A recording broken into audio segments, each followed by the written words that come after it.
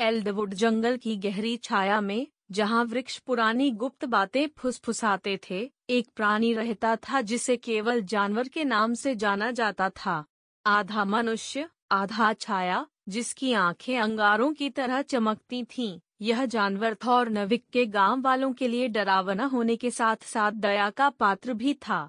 किंवदंतियों के अनुसार यह एक बार राजकुमार था, जिसे अपनी घमंड के लिए एक क्रोधित चुड़ैल ने शाप दे दिया था, और वह जंगल में भटकने के लिए अभिशप्त था जब तक कि प्रेम उसका शाप न तोड़ दे। एक तूफानी रात को एक युवती एलारा जंगल में गई। वह एक वैद्य थी और अपनी बीमार बहन को बचाने के लिए दुर्लभ जड़ी बूटियां ढूंढ रही थी। बारिश में भटकते हुए वह उस गुफा में पहुंच गई जहां जानवर रहता था। चौंक कर उसने अपना लालटेन उठाया, जिससे उसकी विकट परंतु दुखी शक्ल उजागर हुई। हमले के बजाय जानवर ने बोला, उसकी आवाज गहरी गड़गड़ाहट जैसी थी। चली जाओ या रहकर मेरे शाप का सामना करो। करुणा से प्रेरित एलारा ने रहने का फैसला किया।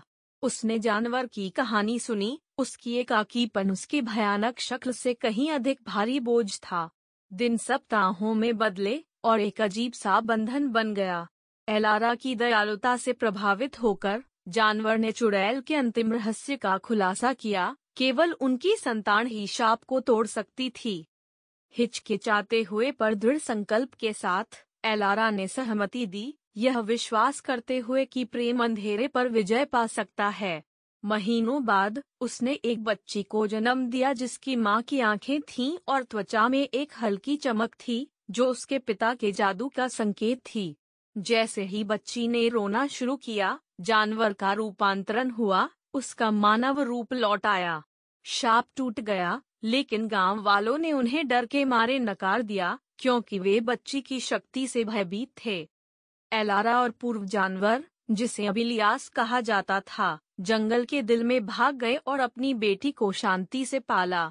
लड़की, जिसका नाम लियोरा रखा गया, अपने भीतर की रोशनी को नियंत्रित करना सीखी और अंधेरे में खोए लोगों के लिए एक प्रकाश स्तंभ बनी। एक असंभव प्रेम से गठित विरासत।